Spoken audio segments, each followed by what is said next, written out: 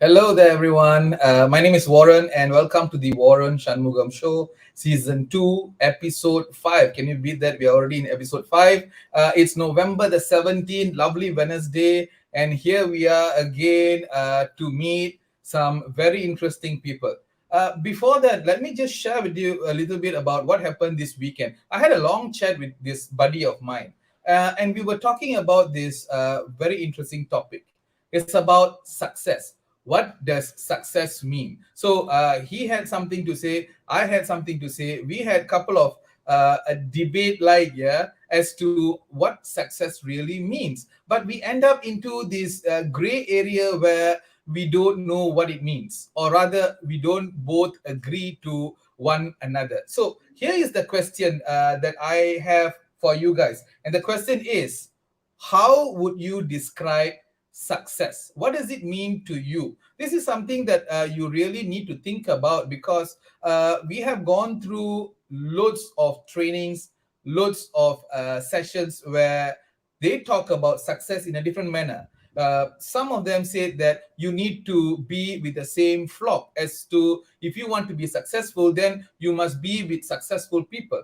Then today, as I was reading the LinkedIn, I saw another message: never sit with a bunch of successful people, because they will brainwash you to become something else, and asking you to think about something that you can never achieve. It made a lot of sense though, but I want to know your perspective as to what success really means to you personally. So use the chat area to answer, so that we all, in the mid of this program, will share your answers and see if really it makes sense to some. Today, we have two lovely guests here. First guest is Daphne Ng. As you all know her, she's a former national badminton player, now a coach, a consultant, and also a brand ambassador to many brands, I must say. If you have drank Milo, and if you're into Milo, you should have seen her.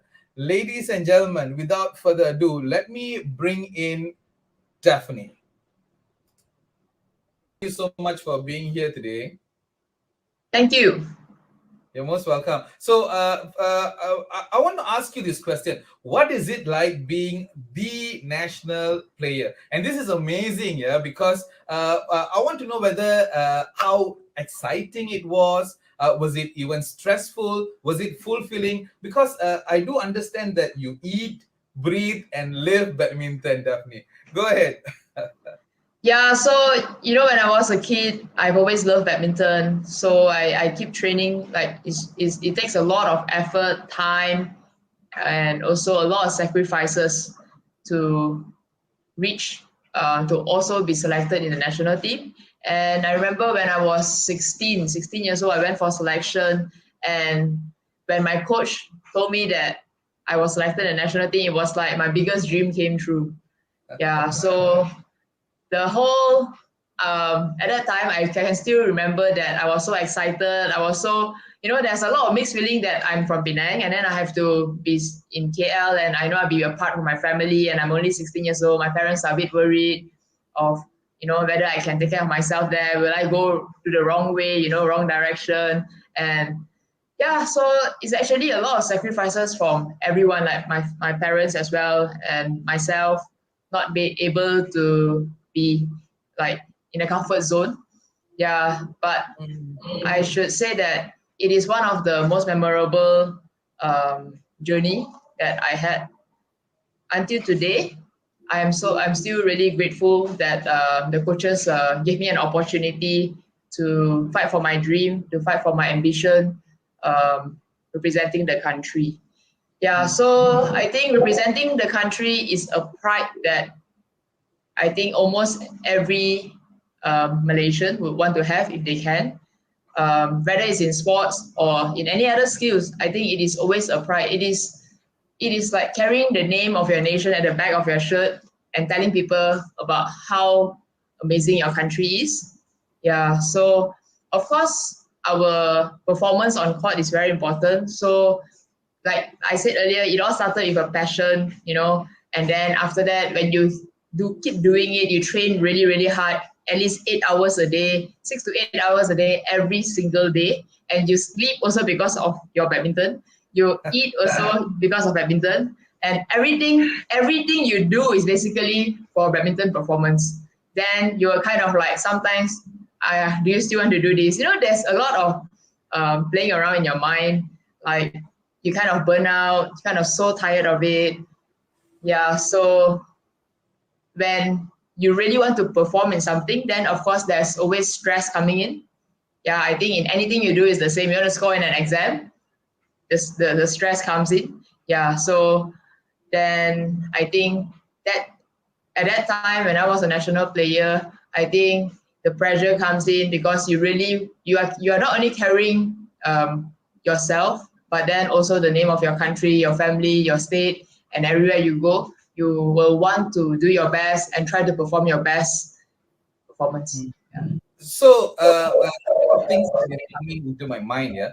First Yep. thing is when you are away from your bunch of friends that you used to hang out with. Yeah. When you receive the call saying that you are now a national player. I'm cutting it Yep. short. But when you are out from the equation where your friends used to do a lot of things together, now you don't have that luxury of doing whatever that you want because you are watched pretty much every other time. Then you have got Yep. this 6 to 8 hours training like every other day. My God, I don't Yep. know how to do that, but you have got your feelings of your own as to these are the things as a teenager that you want to do, and then at the same time these are the things that you have on your plate now. And to add on, right, you have got your family members. I'm sure every other day it's like for them it's a booster for them that, hey, you know what, my child is there in the nationals.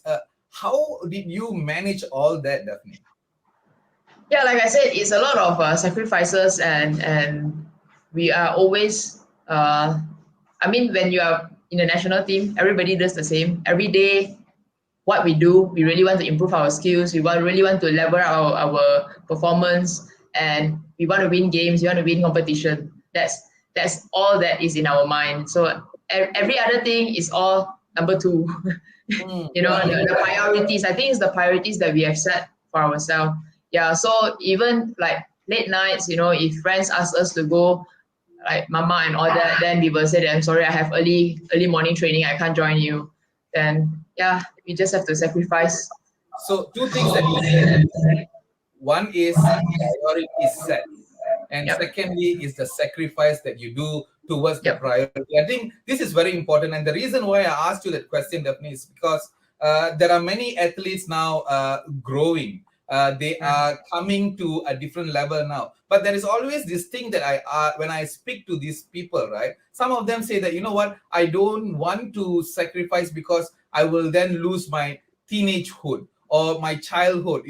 I want to Yep. be a normal person. But you Yep. said it very nicely because it's about your priority. What is it that you Correct. want to do? This phase is about coaching or making sure that you are capable. And then you have got another phase where you are able to then do whatever that you want to do. That sacrifice, I think, is very important for those young athletes. If they are watching you right now, that would be the message that they need to hear, that the sacrifice towards the priority of your life is very important. And guess what? It pays off big time. Definitely. Okay, so you were a player, then now you have transitioned into coaching, yeah, something very new. So now, what's life like for you, Daphne? Because I also heard you saying that you love to see those happy faces when they play badminton. Daphne. Yeah. Yeah, it's always a joy, and until today, I still enjoy playing badminton. But the differences of being a coach and as a player is being a player, you only take care of yourself, your own performance in every way. How are you going to level up your performance? Just for yourself. But then as a coach, you have to manage a group of players and also have a plan for them and how they can improve their performance in every way, because different players, they have different gameplay, they have different mentality. Some boost themselves up very, very quickly, some take a longer time after they faces defeat, some works better with tease, some work better with words of encouragement. So different players have different programs. Yeah, so we have to analyze, we have to study, we have to discuss, And I think all parties have to work together and help the player to bring out their best in the sport. Yeah, so it is challenging, but it is also very satisfying when they perform well and they win tournaments, and they appreciate when they send you messages and gratitude messages. I think to me it is really really satisfying. Yeah. So yeah, if you can elaborate a little bit on you as a sports consultant, what do you actually do? Yeah, Daphne. Yeah, so as a sports consultant, I actually also work with corporate companies on their wellness program. So I always believe in the benefits of staying active, of the little things that you can do even right in front of your desk. And also, of course, I guide youth athletes in on mental conditioning, and I do a lot of sharing through sports talks in schools, universities, encouraging mental and physical fitness, and hopefully they can make it a routine or a habit in their life. Yeah. When you speak about consultancy or Yep. even coaching, right? It makes more sense because, like how we spoke about just now, you were a player back then. So when you were a player, right, you know what are the skills needed and what are the stress that you will go through, the Yep. pain, the challenges, the Yep. bickering, and everything else. So when Yep. you start coaching, right, you will be able to Yep. really connect with those people there and be able Yep. to give them a 100% full-fledged session rather than a third person who have got no background as to what they have been doing, right? They would not get whatever that you are doing. So I think that is so necessary to the many athletes nowadays. What do you think? Yes, I always tell people that sports is a great teacher. So we learn a lot through the struggles, the cramps, the defeat, the victories. When we win, we learn to be humble. We learn to share with the younger, our junior players. And when we lose, we learn to have the courage to stand up again. So I think it applies to everyone in every part of our life. We don't have a smooth journey, to everything we do. It's always a lot of struggles. There's a lot of, holes along the way. So how are we going to come up as fast as we can, and adapt the situation? And I think through sports has actually taught me in many ways to learn how to adapt quickly, especially like you see, right, when we go to another country to play, let's say that country has a different weather. So if it's cold, we have only maybe 3 days or 4 days to adapt to the humidity and the climate of that country. And once the match start, you can't be testing, they just want to win games. Yeah, so we learn to adapt quickly in that situation in sports settings. Similarly in life, I think we sometimes things don't work the way we want, but how do we adapt to situation and learn to control what we can control and avoid what we can't control. Yeah. Something came into my mind. I remember you quoting this. When you are playing a game, when you are in a competition, it's not about the medal that you will be receiving at the end or a medal that you do not receive at the end, but rather the process, which is very important. You want to elaborate a little bit on that, Daphne? Yeah, so like in a game, of course, everybody wants to win the game. Everybody wants to win. Everybody likes to win. Everybody, basically. Yeah, even whether it's a social game or whether it's a huge tournament. But the more we only think of the outcome of it, then we will get lost of how to achieve that outcome. So I Hmm. always tell my players to focus point to point, focus on the process. For example, like during training, focus on the little things during training, focus on the process, push bit by bit, and then you can see your progress along the way. Yeah. So you were a player, you do coaching, but I want to ask you about you being an ambassador, and this is interesting, yeah, because first of all, I want to know if you can share with us what are the brands that you carry, but of course, how do you feel when you see yourself, that huge face or huge size of you on a billboard, or when you see a van or even in the products? How is it like? What's the feeling? Something that is very exciting, I'm sure, but I want to know what's your feeling like, and then the brand that you are carrying. Okay, so I'm currently the sports talent for Milo. Okay. You can see me on the billboards and also on the Milo plus fiber packaging and as well as on Milo trucks. And at the same time, I'm also the brand ambassador for Protect, and I was also the sports talent for Sports Direct. Yeah, so I think I am very grateful that these these partners, they actually see the value of me inspiring people through my work and through my passion, which is why they want to deliver this message to the nation. Yeah, so I am thankful that my passion, and hopefully like when people see this billboard or even see this image, they will be inspired to stay active, they will be inspired to take up badminton, they are inspired to do their best and yeah, enjoy sports basically. Yeah. When was the first time you actually saw your face on a billboard? You still remember? I think on the billboard will be the Milo Jom Aktif Negaraku billboard. Yeah, And how was your feeling? it's it's unbelievable. It's really it really feels surreal, and it's like my dream come true. You know, when I was young, when I see Dato Nicole David's images around the whole Malaysia, everywhere you go, you see, and you really aspire to be like her. And today you can see yourself. You just feel good. And what Yeah. you really, for me, I really want to do more and knowledge myself better to really inspire others to achieve their goals in life. You know, definitely, that is so definite because you really make us proud, and the many people there, right? When we see our local talents, right, up there, and pretty much on every product, right, it really amazes us, and it's a kind of like motivation to us that, you know what, we too from Malaysia can do so well. And that's the message that we always get when we see you guys, like, you know, up there and about, larger size than whatever that we see you here. Yeah. But out of all these messages and sharing that you have done, something that I would want to ask, and this is very important, Daphne, because that's the reason why I do the show. The Waran Shanmugam show, is very much into empowering women wherever they may be, whatever situation they may be. It is about how they too can do a lot of things. And the tagline that I always carry is, I am more than I think. Why? Because I always believe that everyone have got so much more talent than who they think they are, what they think they have. And if they only can decode that, I think life will be much better for each and everyone. Yep.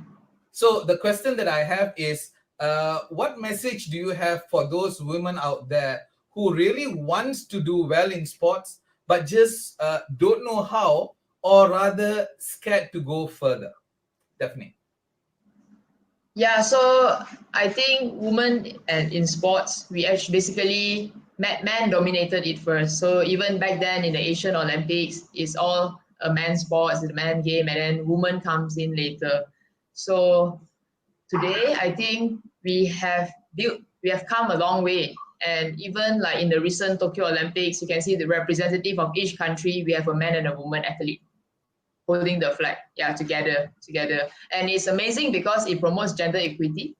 Mm-hmm. And as a woman myself, I think back then, 10 years when I was playing, I think we do not have that many opportunities to train, or even the number of players, the ratio probably 5 girls, 20 boys for badminton. Yeah. So but then today I can see that more and more girls are participating. And when we have more female coaches or women in the training in the community, then they feel more comfortable to train. And sometimes it's always about the community. Like we have to welcome them to be part of it. If not, then they will be shy to even play, to join in the group to play. So like I was asked in the forum, in the sports industry women empowerment forum that day on last Saturday. It's an event organized by TBS. How do we actually encourage or help more women to participate in sports? So the thing that I shared with them is men should be more welcoming, make it like you don't smash so hard to women, and then they feel so shy to even step in the court to play, and they will always be there and say, I don't know how to play, you all just go ahead. So the four guys will always be in a court, and then the two others will be just sitting there, clapping hands. So then you are not doing sports, you are just being at the court. Yeah, so I think I shared to the students, I said, you have to, maybe you partner one and then you try to guide them, don't scold them, make it a more welcoming, politely encourage them to enjoy the game. Then slowly they'll be more confident. So then they will want to play, and we can encourage more participation for girls and women. And I think empowerment through sports, that means women empowerment through sports, we can also learn a lot along the way, because like I said just now, sports is a great teacher, and it helps us to be more resilient as women. It helps us to persist until we succeed, and it helps us to also focus on excellence. I think that's really important, because I think for women we kind of get distracted easily, especially with the social media today. Yeah, with the social media today, people only post things that are very friendly and very nice to see, but behind it, probably there's one good thing, 10 bad things, they don't share it. And then people always like to compare, and it disturbs our thinking. Yeah, so then through sports, I always say it's like something that break us out from everything. You just focus on one thing. So it teaches you also to work better, where you know how to block the distractions away and focus on your work, and then you can actually achieve better in life. Daphne, what's the future hold? What projects do you have in your life to come? I hope to really inspire more people, add more value in people, and hope to help people to live a more fulfilling life, whether it's athletes or girls or women, or basically just everyone as whole across the globe. Hmm. Very nice, very nice. Well, we wish you well. Thank you. Hopefully, we will see you more often, sharing more success stories and your tips as to how best you keep yourself mindfully fit. Yeah, sure. Thank Thanks. you. Thank you so much, Daphne. Thanks Thank for you so much. having me at your show. You're most welcome. You're most welcome. So you see, that was Daphne Ng, yeah, and we are so blessed to have had a chat with her just now, and she was so friendly. She was so open into sharing all that she could. And remember, if she can do what she likes, what are you doing about what you like? So this is something that I want you to really think about as to what is it that you like and what are you doing about it, because if you find a way, you will definitely be there wherever you want to be. So before we move on to our next guest, I have got some of them who were giving me answers as to the question that we asked. We asked, how would you describe success? And some of them commented, let's see.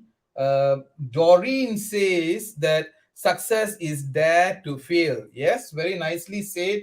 And Rajwin Kaur says, success is never giving up and do what you love. That is so rightfully said, Rajwin. And also, yeah, those are the two for now. Keep going, please, if you have got any answers to the question that I and my friend had over the weekend as to what success means to you on a personal level. Please let us know so that we can share it with amongst each other and be successful. Let's see some of the adverts that I have. Yeah.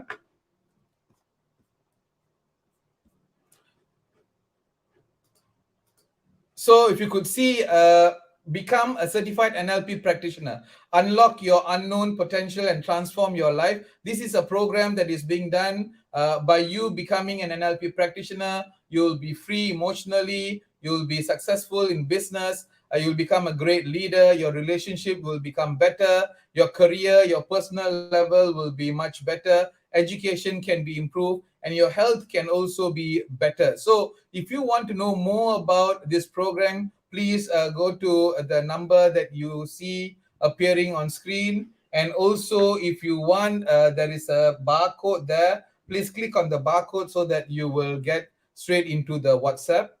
Next is mindful meditation. This is something that I'm doing. It's a 10-day guided coaching. It's about the 7 chakras that you have. How, if you are able to manage your chakras, you'll be able to manage your life.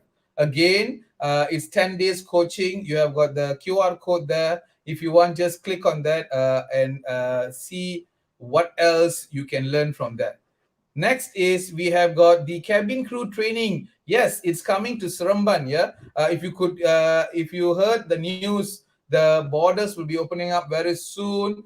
You will see people flying already. If you haven't booked any ticket, please do go ahead. But again, if you have got this intention, or if you know of anyone who wants to become a cabin crew, there is a training center available now, opening very soon in Seremban. The 2 numbers are there. Please get in touch with the 2 numbers so that you will be able to make your dream come true. That's what it says. Let us make your dream come true. So go ahead, call those numbers.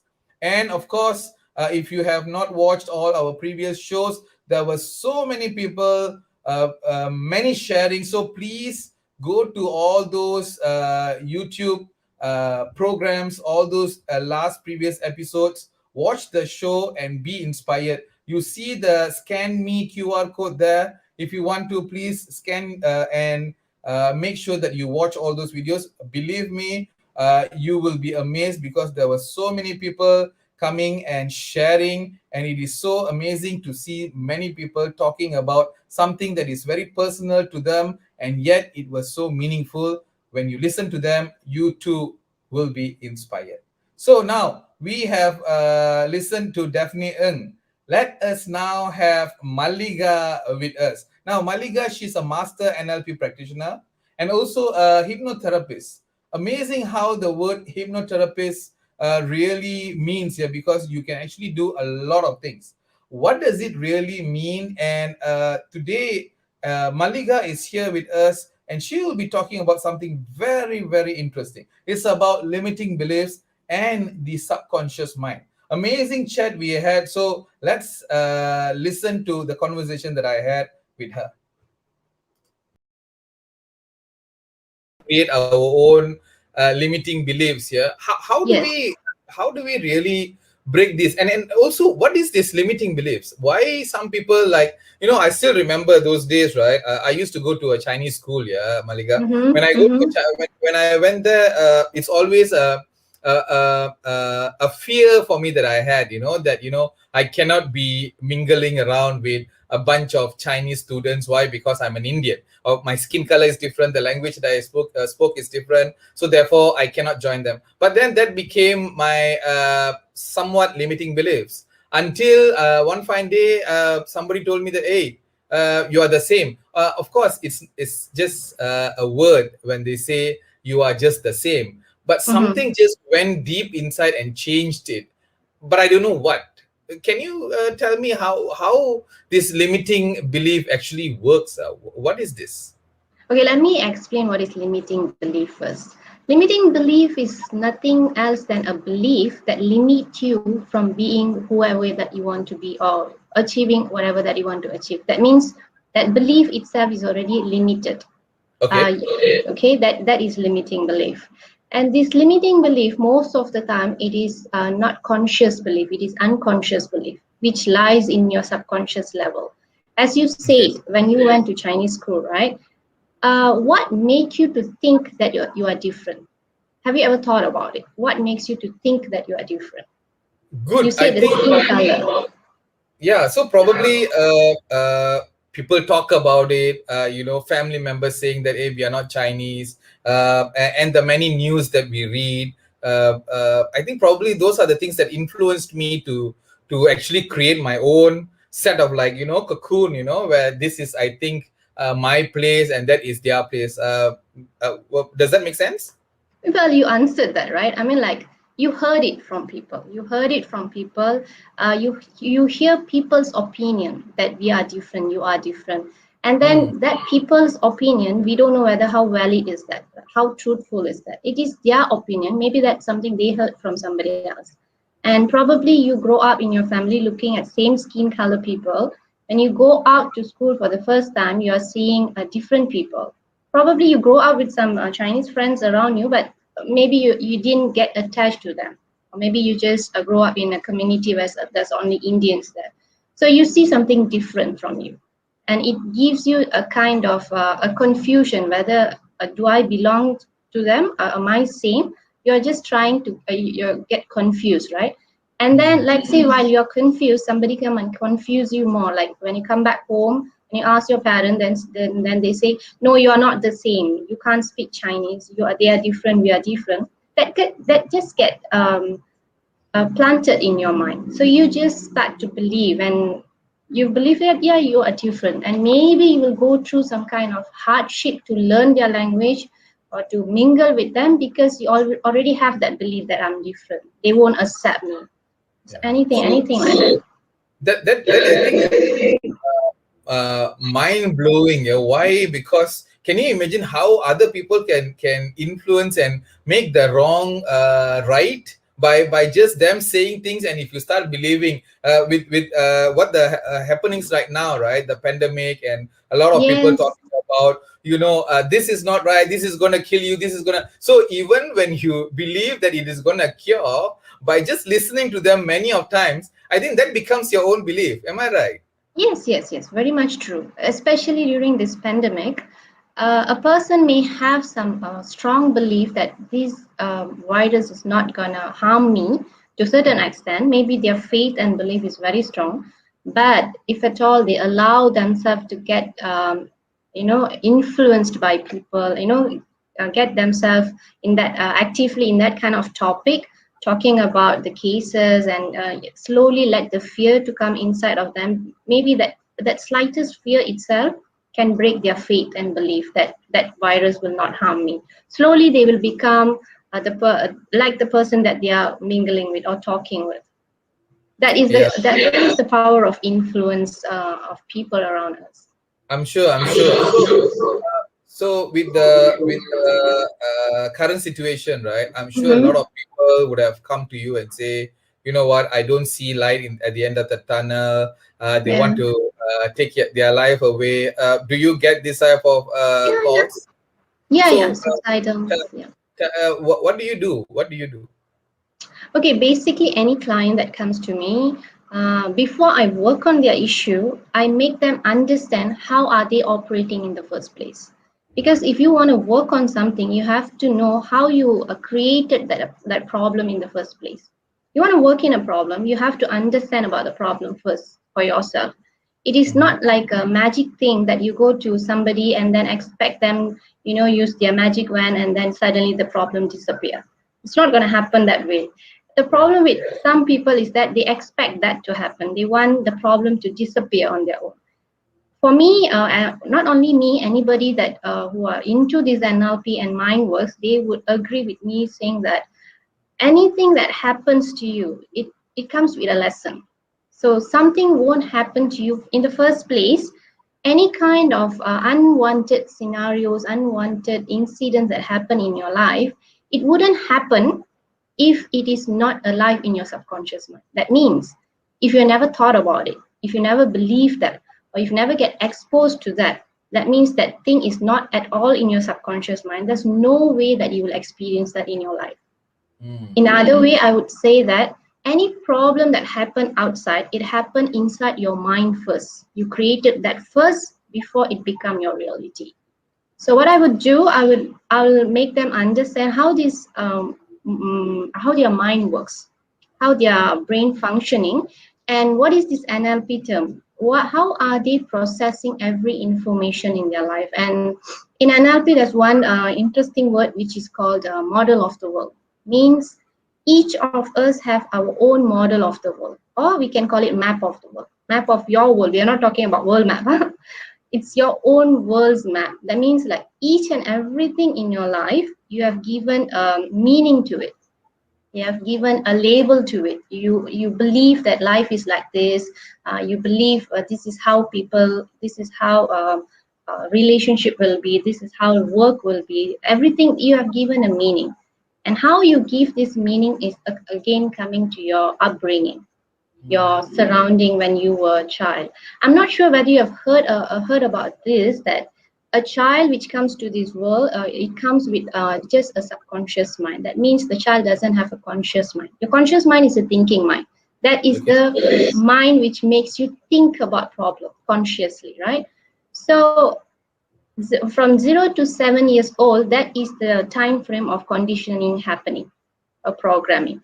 That means literally everything that you get exposed to, literally everything that a child observe, everything that child listen, or everything that the child get introduced to will be in the subconscious level.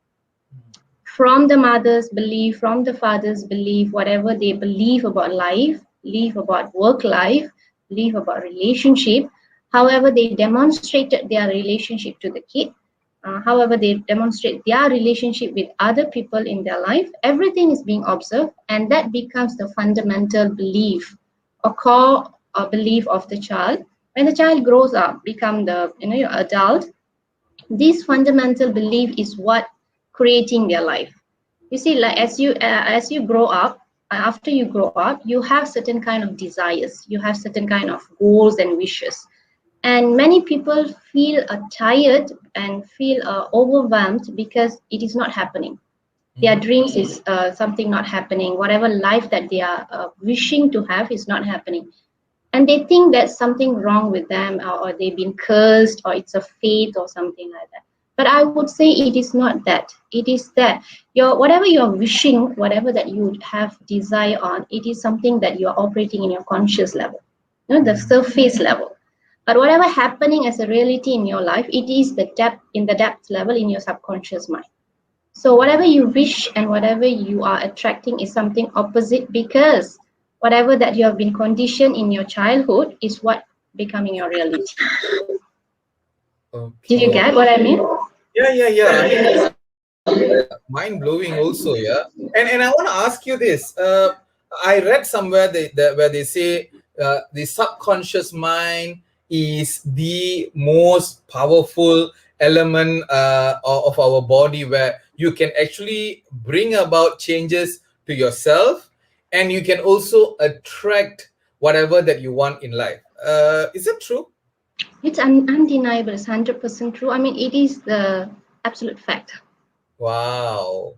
Yeah. Tell me more, Malika. I mean, this is interesting, yeah, because a lot of times we always blame.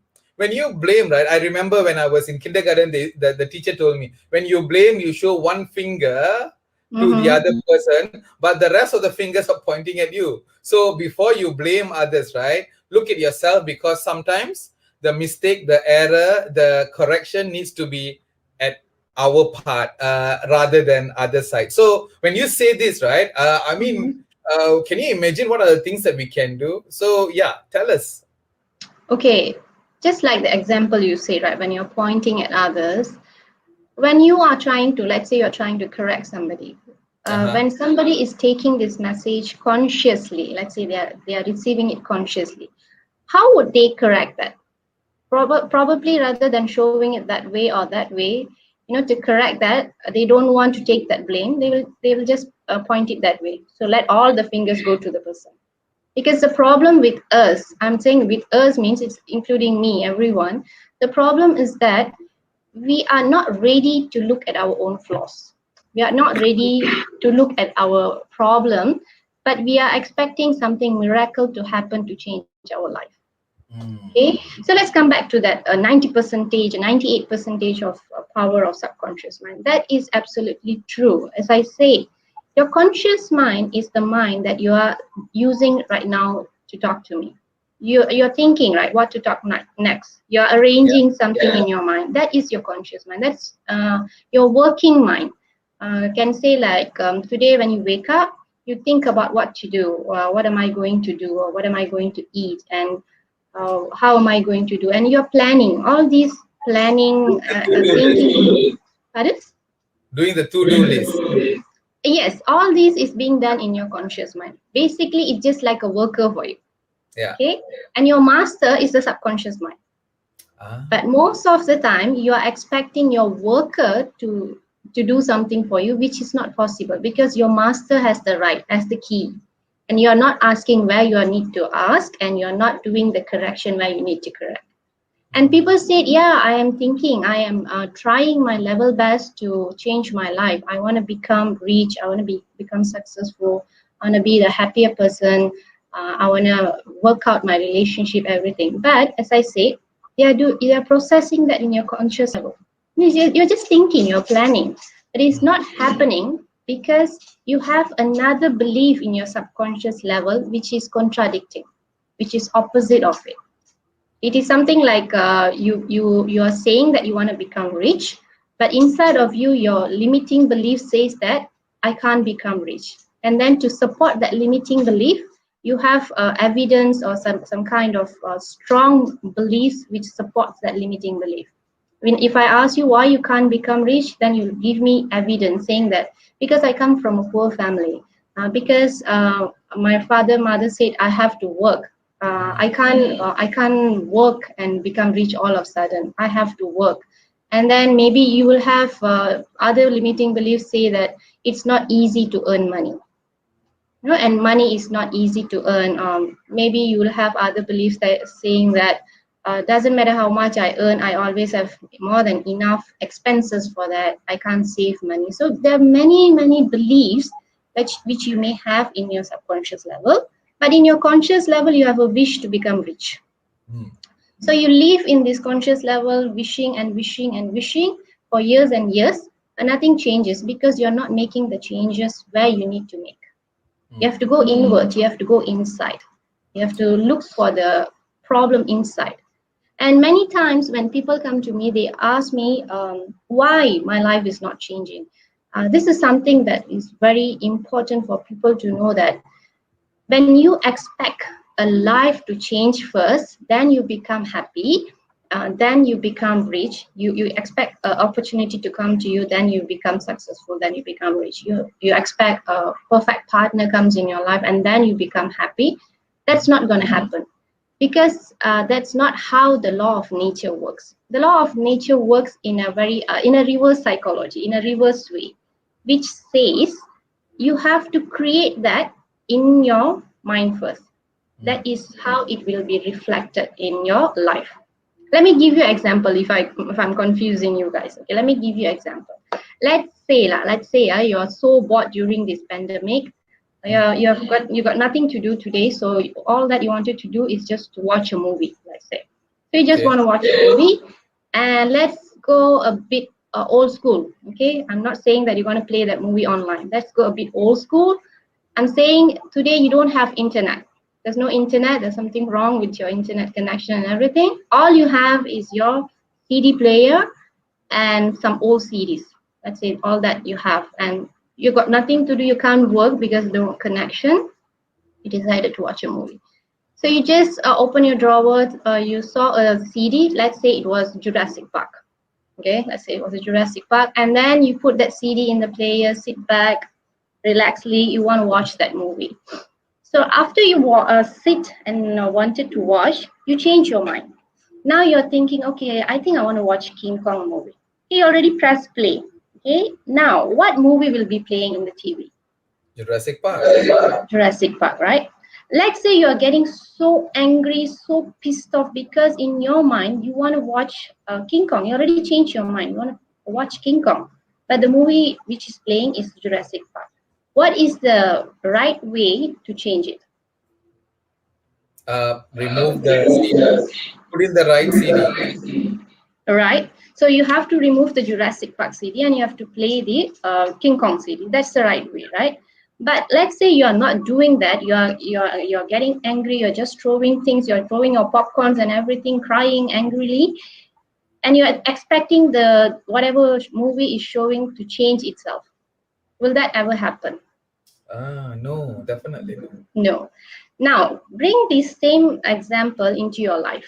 Okay, let's say whatever that you are playing as a CD is your core belief in your subconscious mind. And whatever you're seeing in the screen is your real life now. Whatever happening in your reality. And whatever that you're wishing is whatever you're thinking, right? Whatever that you're thinking.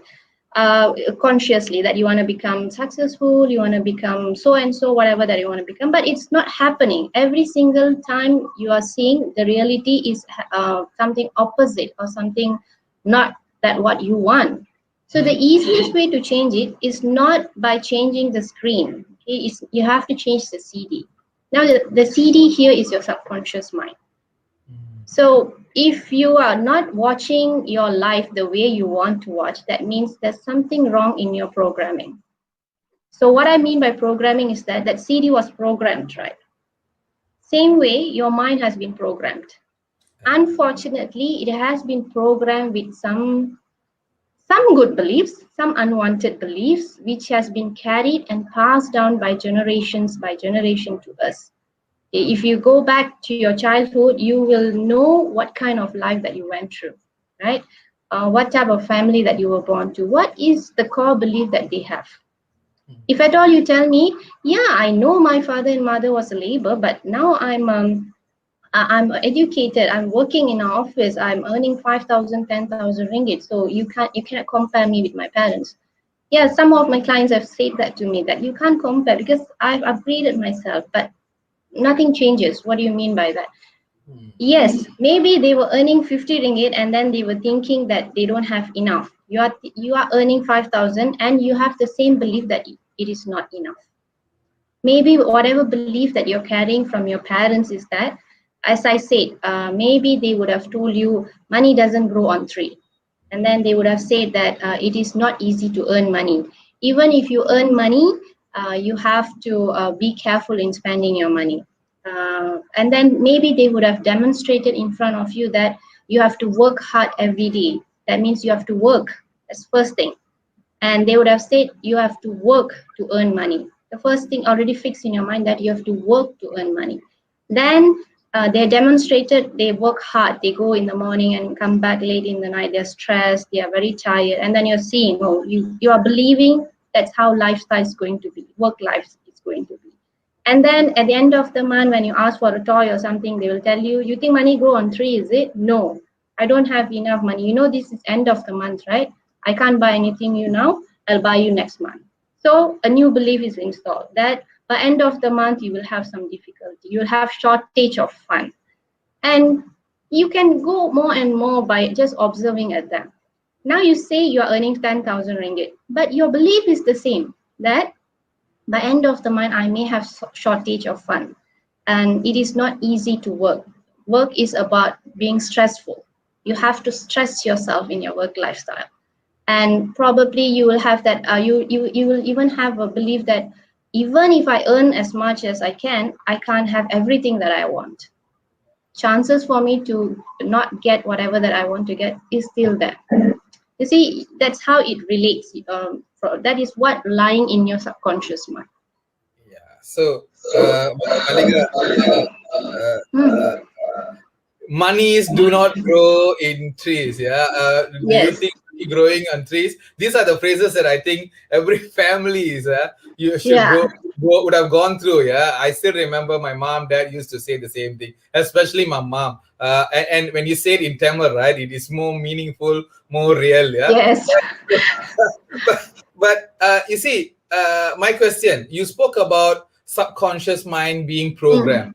The question is this: can we reprogram our subconscious mind? Like Yes. when I have got a plantation, I'm sure you have got weeds growing, parasite plants growing. I just have to plug them away and then redo the whole thing, and I'll have good plantation. Or will that be the same for subconscious mind?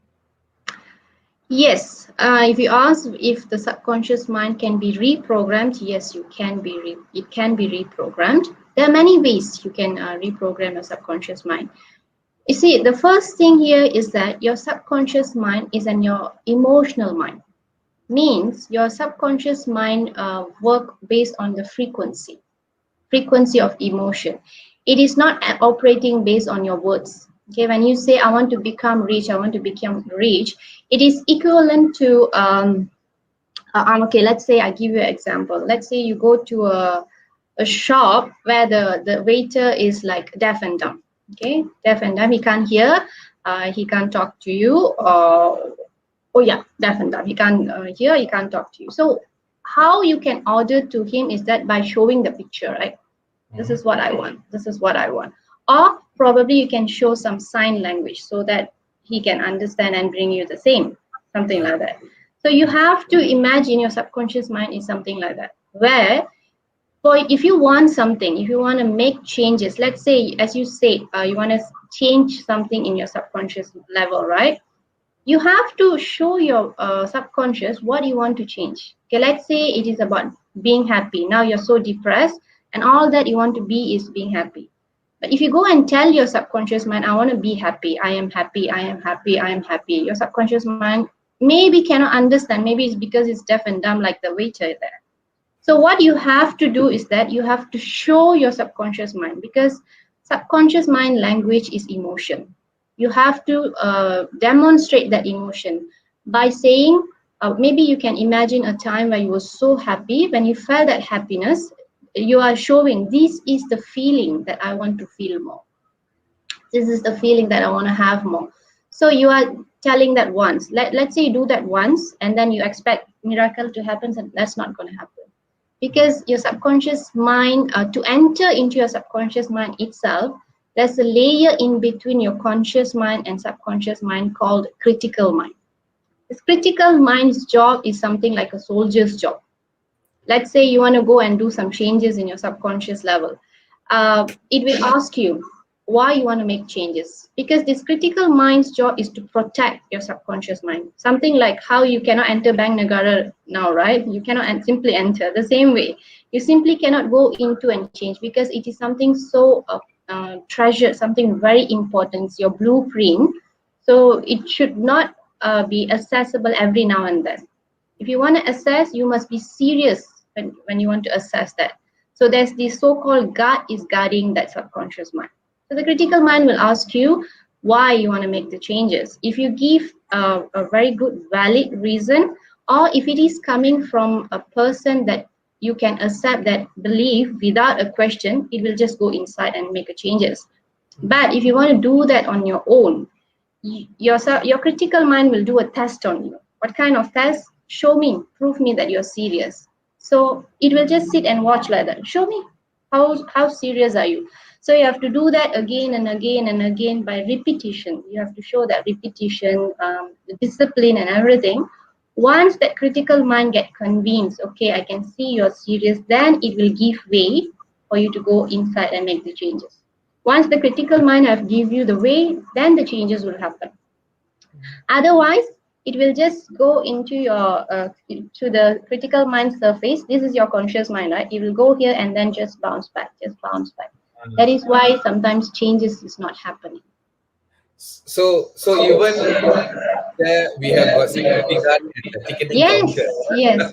Imagine if there's no security card, anybody can come and do any kind of exploitation in you. They can just bomb in something in your subconscious mind, and you will get haywire. You don't know what to believe. You don't know what to do. Okay, so now you're talking about this, right? That nobody can go into your subconscious mind. Not nobody. There are people who can go. Exactly. That yeah. So on that same note, right, I like the part when you said you have got that critical thinking, that guard to make sure that not everyone can go in, or even if they go in, there are certain things that they can do, certain things that they cannot do. But I'm going Yes. to go back to this hypnotism, Yes. how people are hypnotized, and I've seen these things. I remember me being, I was in Los Angeles, yeah, met Okay. this amazing guy. He's a hypnotherapist. What he Okay. did was he told stories about how a drug addict is no more a drug addict, a smoker is no more a smoker, and the whole list went on. Because why? He said with hypnotizing that person, he was able to change whatever that he did. Yeah. And that's very interesting, because I don't know how that works. And I'm sure you will be able to answer that. But the more interesting is this: he was trying to hypnotize me, but he could not. So my I'm not question. surprised. So I felt very bad for him, Malika. I'm like, gosh, please make myself hypnotized. But I wasn't. So my question is this: one, what is hypnotism, and can they really bring about that change that a person really wants? And two, can anyone be not hypnotized? Tell me. Okay. For your information, I'm a hypnotherapist as well. There Okay. you go, right person. Okay. So when you were saying that you will not be able to hypnotize by him, you know what happens in So yeah, there you go. You know what happens. That was the answer that Malika wants to give you. But then she said, wait for next week. So if you want to know more about my experience in LA and how I was not hypnotized and what's the reason behind it, join us next week. But remember what she spoke about. Limiting belief is the border you set unto yourself. And if you don't like it, then as she said very nicely, change your CD. You're playing the wrong CD, ladies and gentlemen, and change your thought. Eventually, it will change your action. And if you want to know the remainder of the interview next week, remember, do not forget, join us, and she will speak a lot more about limiting beliefs, subconscious mind, and more detail into hypnotism. Something very interesting you must watch. Guys, remember we had Darwin, Wahida, and Tilak from KL Kinetic in our previous show, episode 3, if I'm not wrong. So we promised that we will be showcasing snippets of some of the activities or therapy that they do with the patients that come by KL Kinetic with different issues of their own. So this time around, we do have got yet another video clip showcasing KL Kinetic and what they did to yet another patient. I would like all of you all to watch this. So please, if possible, watch this video. I will be leaving, but remember to watch this video clip. Siak from KL Kinetic, and here are snippets of me working with my client. She's underwent a knee surgery on May, and I've been working with her ever since June. These videos are for reference purpose only. They are not medical advices. If you are suffering from injury or pain, please consult a professional or do not hesitate to book an appointment with us at KL Kinetic.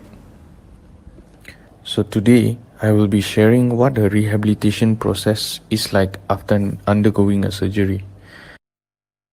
This particular patient tore her left knee cartilage and did a surgical repair on it. At first, we worked on reducing post-surgical pain, swelling, and building basic strength to remove her crutches. So cycling was prescribed as a means to encourage more knee bending, and it's used as a warm-up routine in our program. Nice. First time cycling forward, ni? Good job. Yeah. So about 10 to 15 we got that. After that, you can stop already, yeah? And besides that, we had to work on a lot of balance and stability of the leg. So we worked on various types of squats, multi-directional reaches, step ups, and side steps. So all these exercises are basically to encourage proper weight shifting to the operated side, and then also to build good muscle strength, improve the joint control, and improve balance in overall on the leg.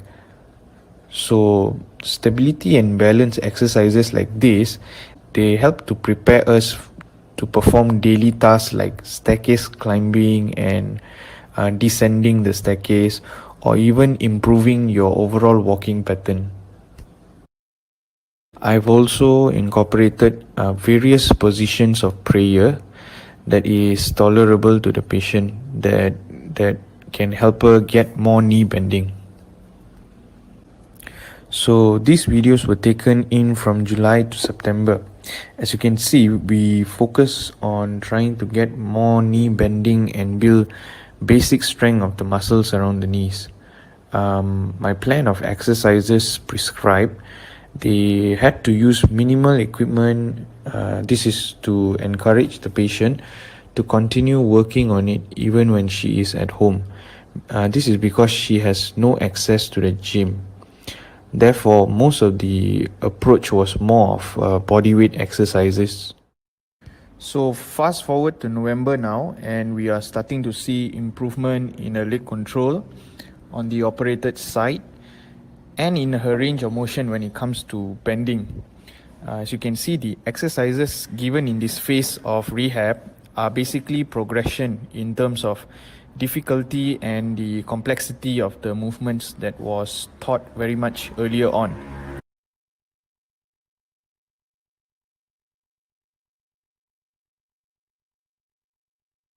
As shown in the video, I've also added some focused strength work on the knees, such as knee extensions and knee curls.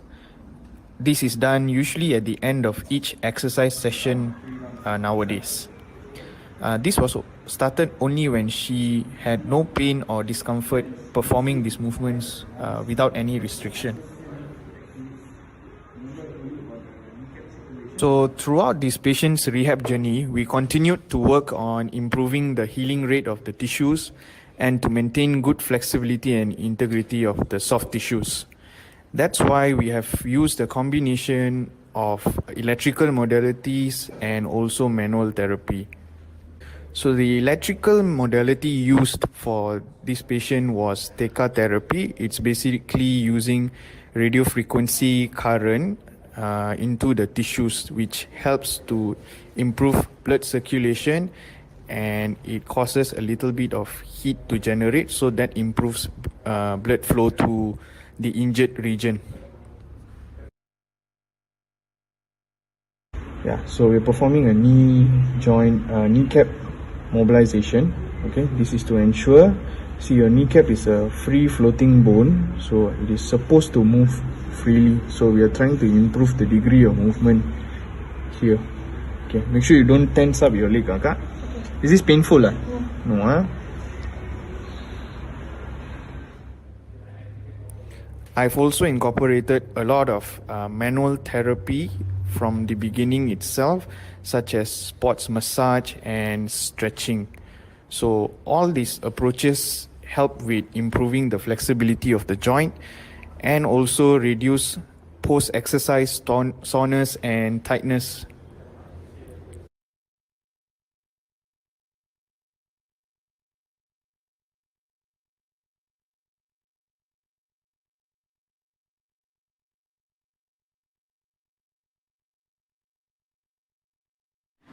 I've been having treatment here since June after I having my knee surgery and meniscus repair in May, and then June I start my treatment here. From June until today, I've seen a lot of improvement in my knee. Before this, I can't bend my knee and still cannot walk properly, but today I managed to almost bending and seem normal to my knee, and then I can walk properly, and then I can walk more faster than before lah. My experience here is really good. My physiotherapist helped me a lot during my recovery process, and it's not helping me with my process of recovery, but also giving the motivation so that I cannot stop my journey, not feeling down on my journey, so that I can go further and improve a lot. I would like to say thanks to KL Kinetic teams because of the very excellent journey in helping me to recovery from this surgery. Alright, especially to Tilak and all the teams. Thank you very much. Okay, I really recommended this center for those who really want to know about seek for further help in sport rehabs and also physiotherapy center lah. Alright.